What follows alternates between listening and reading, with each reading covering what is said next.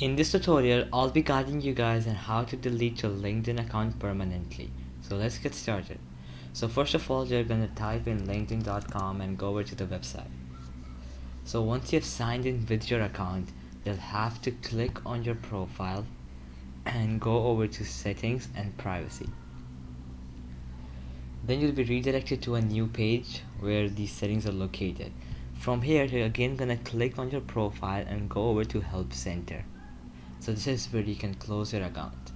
So here you'll be seeing the LinkedIn shortcuts option, and under this option you'll be seeing the most used helping topics by search by people. So there's one option here, close your account.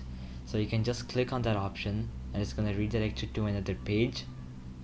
Here you can see that where Solitary you go. So if you click on continue, your account should be successfully closed. But in my case, I do not want to close my account, so I'm not going to click on it.